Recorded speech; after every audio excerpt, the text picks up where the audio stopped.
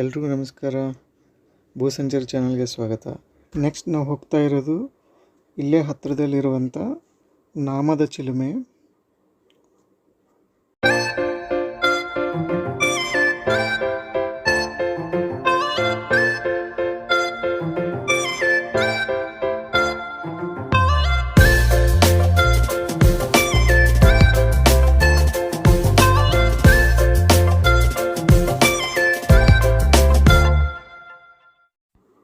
ಇವಾಗ ನಾವು ಇರುವಂಥ ಪ್ಲೇಸ್ ನಾಮದ ಚಿಲುಮೆ.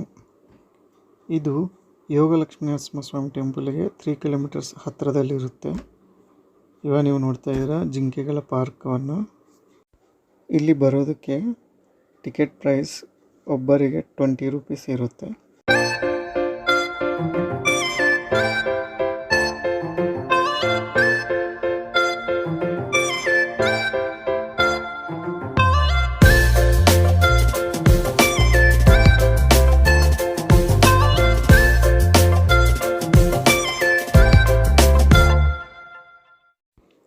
ತ್ರೇತಾಯುಗದಲ್ಲಿ ಶ್ರೀರಾಮ, ಲಕ್ಷ್ಮಣ ಮತ್ತು ಸೀತಾಮಾತೆ ವನವಾಸಕ್ಕೆ ಬಂದಿರ್ತಾರೆ ಅಲ್ವಾ.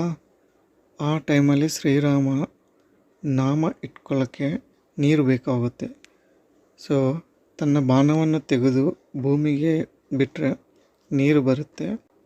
ಅದರಿಂದ ಶ್ರೀರಾಮ ನಾಮವನ್ನು ಇಟ್ಕೊತಾನೆ. ಸೊ ಹಾಗಾಗಿ ಇದನ್ನು ನಾಮದ ಚಿಲುಮೆ ಅಂತ ಕರೀತಾರೆ. ಈ ನಾಮದ ಚಿಲುಮೆ ವರ್ಷ ಪೂರ್ತಿ 365 ದಿನವೂ ನೀರು ಬರ್ತಾನೆ ಇರುತ್ತೆ.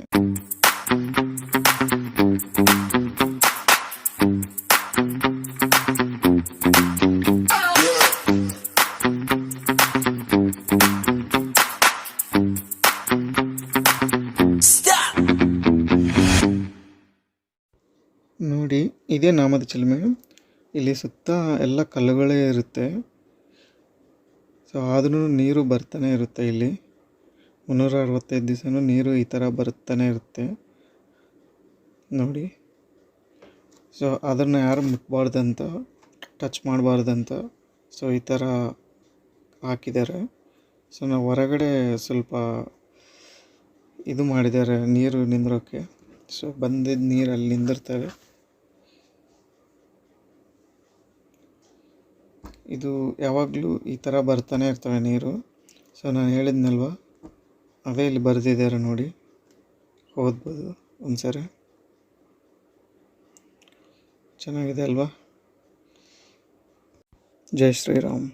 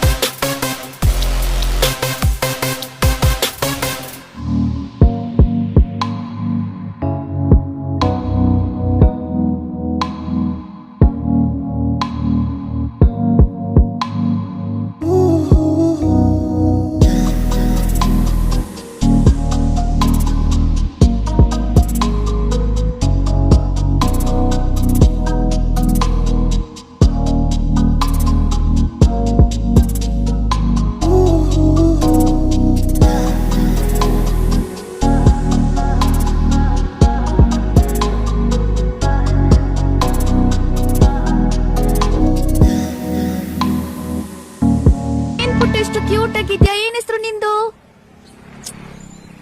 ನೀನು ನೋಡಕ್ ಸಕ್ಕದಾಗಿದ್ಯಾ. ನಿನ್ನ ಹೆಸರು ಅಂಚಿನಾ?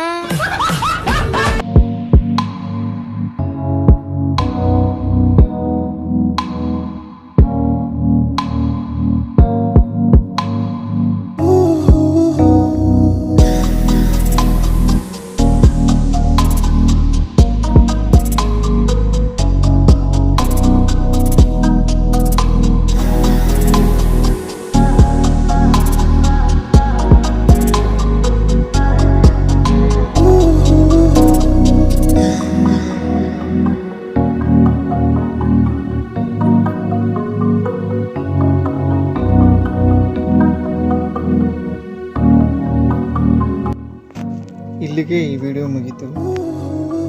ಮತ್ತೆ ನೆಕ್ಸ್ಟ್ ಬರೋ ವಿಡಿಯೋದಲ್ಲಿ ಮೀಟ್ ಆಗೋಣ. ನಿಮಗೆ ಈ ವಿಡಿಯೋ ಇಷ್ಟ ಆಗಿದೆ ಅಂತ ಅಂದ್ಕೊತಿದ್ದೀನಿ. ಇಷ್ಟ ಆಗಿದ್ದರೆ ಪ್ಲೀಸ್ ಲೈಕ್ ಮಾಡಿ, ಶೇರ್ ಮಾಡಿ, ಸಬ್ಸ್ಕ್ರೈಬ್ ಮಾಡಿ, ಸಪೋರ್ಟ್ ಮಾಡಿ. ನೆಕ್ಸ್ಟ್ ವಿಡಿಯೋದಲ್ಲಿ ಕಲಿಯೋಣ. ಜೈ ಶ್ರೀರಾಮ್.